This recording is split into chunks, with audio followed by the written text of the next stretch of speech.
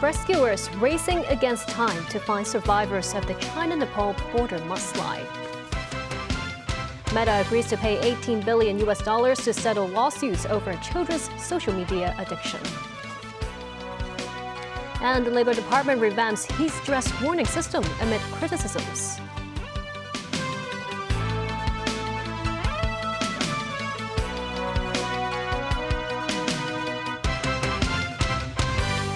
Hello and welcome to TVB News. At least 353 have died and 1,500 are feared missing after a glacier collapse triggered a catastrophic flash flood in the Nepal-China border Wednesday. The flood sent debris crashing down towards Siabrubesi in Rasuwa district in Nepal and Gyrong County and port in Xizang, also known as Tibet. Chinese state media Xinhua News Agency reports at least 3 people are dead and 265 are missing in Gyrong. Across the border in Nepal, tourism department officials say the missing include individuals from some 30 different countries. Gloria Feng has the story. Rescue teams continue to race against time on Thursday in search of those still missing along the Nepal-China border a day after a catastrophic and deadly torrent of floods and mud swept through several communities following a glacier collapse. Footage documenting the moment the mudslide struck the Nepali side of the border and neighboring Gyrong port in Gyrong County of Xinjiang shows the scale of devastation. In Gyrong County, roads are destroyed and buildings buried by thundering water the color of wet cement. State news agency Xinhua reports significant casualties, with authorities still verifying the precise losses as rescue efforts continue to locate many still missing, including at least 260 foreigners, as reported by CCTV. With mud in the surrounding areas piling meters high, access to roads leading to the border area has been destroyed, making the rescue operation very difficult. And the risk of secondary collapses or landslides are very much a reality as rain continues to pour in the area. China's Ministry of Emergency Management immediately activated its rescue and response efforts, dispatching state responders, including those from state-owned engineering and rescue enterprises. Together with the Chinese People's Armed Police Force and People's Liberation Army troops, more than 1,000 rescuers have been dispatched. The National Commission for Disaster Prevention, Reduction and Relief and the Ministry of Emergency Management are allocating 30,000 items in supplies. The Chinese Ministry of Natural Resources activates a Level 2 emergency response for geological disasters, the second highest in China's 4-tier emergency response system, while Xinjiang has activated its highest level relief and emergency response for natural disasters. The Ministry of Finance and Ministry of Emergency Management allocate 120 million yuan in disaster relief funds to support the emergency operations, while the National Development and Reform Commission earmarked 100 million yuan in central budget funding to support post-disaster efforts. Meanwhile, China's Ministry of Foreign Affairs spokesperson Lin Jiang says nearly 100 Chinese citizens are missing on the Nepal side, where hundreds more tourists are unaccounted for at the popular tourist destination of Langtang National Park and the Langtang Valley trekking region, as they head towards Xinjiang's sacred pilgrim site of Mount Kailash. According to Nepal's tourism board, among numerous missing are not only locals, but foreigners, pilgrims from India, and hikers and tourists from Japan, US, Canada, Australia, and some 30 other countries. Those fortunate enough to escape the vicious floods are rescued by Nepali responders and are brought to local hospitals for treatment. International rescue teams are arriving to assist search and rescue, including those from South Korea and Australia. The region's steep valleys are economic lifelines and travel corridors, but are precarious when disaster strikes. Gloria Fang, TVB News. Meta agrees to pay up to $18 billion and add stronger child safety measures to its Facebook and Instagram platforms as part of a landmark legal settlement that puts an end to a trial over teens' social media addiction and settle claims filed by nearly every state. Gloria Feng again. In the landmark settlement that sees Meta, which operates social media platforms Facebook and Instagram, potentially paying $18 billion to settle lawsuits from nearly every state in the U.S. for preying upon the fragile psyche of teenagers with their addictive design. If approved by the court, the settlement will stop an avalanche of litigation by states against Meta.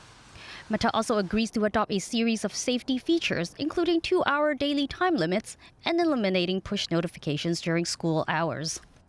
Meta has agreed to make significant changes that will reduce the risk of harm that Instagram and Facebook pose to teen users. Daily time limits and blocks on nighttime use that can only be lifted by a parent, limits on notifications during school hours and overnight, an end to displaying the number of likes on a teen's post, a ban on plastic surgery filters, enhanced detection and removal of kids under 13 from these platforms, and more. Other measures include robust age reassurance measures and age-appropriate content controls to prevent bullying and harmful material about eating disorder and self-harm. For the states, the settlement delivers money for mental health programs for kids, including after-school or summer activities and digital literacy counselors. The settlement will be paid out over 10 years. California will get the largest sum of at least $1.5 billion US, but several other states will still collect hundreds of millions of dollars each. This, though, does not mean the company is off the hook. Meta still faces lawsuits from individuals and school districts throughout the U.S. While that's a pretty penny for Meta, some parents feel it's too little, too late. Outside the courthouse in Oakland, California, this mother who lost her daughter to suicide because of online bullying says while she is glad to see changes being made, no amount of money is going to change the harm already done. But they're intentionally harming children, and especially they're intentionally preying upon the fragile psyche of teenage girls in particular. They know their cycles. They know when they're most vulnerable for girls, and that's when you're most emotional and making rash decisions, and that's when darkest content is served up to you. It's sickening what they're doing, and this is worse than big tobacco. Gloria Fung, TVB News. The Labor Department will introduce 2 new conditions for triggering the heat stress at work warning signals. This comes after the public criticized the existing mechanism for being ineffective. The amended mechanism will take effect on Friday. Memo Singhai reports. More than 2 weeks after Hong Kong's hottest day on record, the Labor Department announces an enhanced system for heat stress at work warnings to be used from Friday onward. The system will include 2 additional pillars. That is, when the Hong Kong Observatory issues an extremely hot weather special alert, the amber heat stress warning will be issued, and the monitoring threshold for triggering the red signal will be lowered. Another new condition is that if more than 40% of the recorded temperatures at monitoring stations reach the mercury of 35 or above, the warning level will be stepped up by 1 automatically. The enhanced warning system will have a multi-pillar structure. We expect this new arrangement will continue to give timely warning alerts to workers working under heat stress caused by high humidity and poor air circulation, as well as triggering earlier and higher warnings to a scenario of abnormally high temperatures. Asked why the department chose not to apply the wet bulb globe temperature, or WBGT, as an indicator of the system, which is suggested by meteorologists, authorities say the Hong Kong heat index is more applicable to the city. The Labor Department stresses that it has always adopted an open mind and will keep reviewing the heat stress at work warning mechanism. Lam Chiu-ying, a former observatory chief, says the WBGT is an international recognized standard to measure heat stress. He says Hong Kong is not a unique case and should not be treated differently. Mums 9, TVB News. A person was found unconscious on a boat's deck in Tseung Kwan O during a red rainstorm warning and died in hospital after rescue efforts. The victim was suspected to have been struck by lightning. Online footage shows a vessel adrift at sea with a person seen lying on board. Police said they received a report at 9:15 a.m. that an unconscious person was on the boat near the Tseung Kwan O Cross Bay Link. Marine police rescued the victim and took him to the Tseung Kwan O hospital, where he was pronounced dead after rescue efforts. The victim had burn marks on his chest, back, and arms, and initial investigations suggest he may have been struck by lightning. A trough and an active southerly airstream have brought unstable weather to Hong Kong. The red storm warning was in effect for over 4 hours in the early morning. Apart from the suspected lightning death, the storm also led to class suspension for all morning schools and whole-day schools. Rain continued throughout the early hours of Thursday, with the observatory issuing the amber rainstorm warning signal twice and upgraded it to a red rainstorm warning around 5 a.m. Many districts recorded over 50 millimeters of rainfall, while parts of Hong Kong Island and Sai Kung logged more than 140 millimeters of precipitation. The observatory says showers and thunderstorms would continue over the coming days.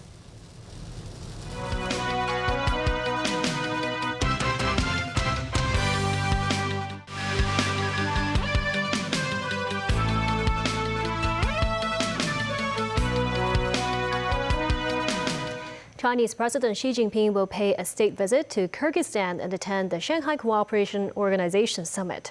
This while the construction of the China-Kyrgyzstan-Uzbekistan railway gets underway. Eileen Chang reports. Arriving in Kyrgyzstan's capital, Bishkek, the skyline seems to change by the day. As the city expands and its population grows, construction is booming. Output from the sector surged by more than 70% in the first quarter of this year, with many projects backed by Chinese companies. One of them is its 30-story commercial and residential tower, expected to be completed next year. It will briefly become the tallest approved building in the capital. Kyrgyzstan lies in an earthquake-prone region, but earthquake-resistant construction techniques remains underdeveloped, and most buildings are only around a dozen stories high. A Chinese company executive says China's well-developed supply chain makes it easier to source materials that meet Kyrgyzstan's seismic requirements. The China-Kyrgyzstan-Uzbekistan railway is expected to be completed in 2031. It will become the shortest freight route linking China with Central Asia, the Middle East, and Europe, cutting the journey by around 900 kilometers and saving 7 to 8 days. The project could further strengthen Kyrgyzstan's role as a logistic hub. The executive describes Kyrgyzstan as a blue ocean market with relatively low competition and fewer barriers for foreign investors. Corporate income tax stands at 10%, among the lowest in Central Asia. The representative of Chinese business community adds that growing electricity demand is creating opportunities in renewable energy, while the country is also developing digital economy. China is Kyrgyzstan's largest source of foreign investment. The two countries aim to raise bilateral trade to $45 billion by 2030. Ali Chen, TVB News. The United States said it has disrupted a China-affiliated hacking operation that targeted U.S. government bodies. The U.S. Department of Justice issued a statement on Wednesday announcing the operation took down 2 hacking platforms, QScan and QT Router, alleging these platforms were used to launch cyber attacks against U.S. critical infrastructure and other sensitive networks since at least 2018. Court documents state the 2 hacker platforms were developed and operated by a hacking group whose clients included Chinese government and military. The Chinese embassy in the U.S. criticized Washington for using cybersecurity issues to denigrate China and reiterated its opposition to cyber attacks. Yayoi Kusama, the acclaimed Japanese avant-garde artist, has died at the age of 97. Kusama transformed her hallucinations since young into iconic artwork, ranging from dot-covered paintings and pumpkin sculptures to infinity mirror room installations. Alina Wang has more. Kusama, who splashed her signature polka dots on paintings, sculptures, and museum installations around the world, died on August 14th at a hospital in Tokyo. Known for sporting a scarlet bob wig later in life, Kusama was candid about her mental health struggles, saying she drew the way she saw the world, having experienced visions and hallucinations of flashing lights, dots, and flowers since childhood.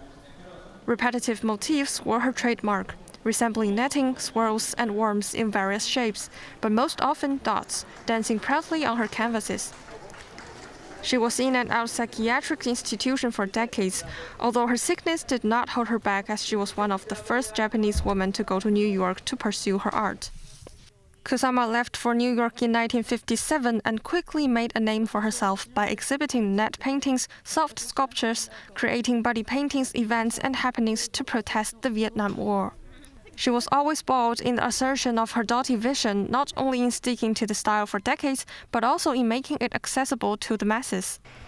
Her works commanded lofty prices up to over $10 million. In 2016, she also won the Order of Culture, the most prestigious award Japan gives its artists. Upon receiving the award, she said she was more determined than ever to pursue her art. According to Yayoi Kusama Museum, she continued to paint until her final days. Alina Wang, TVB News. And that's the news. Thank you for watching.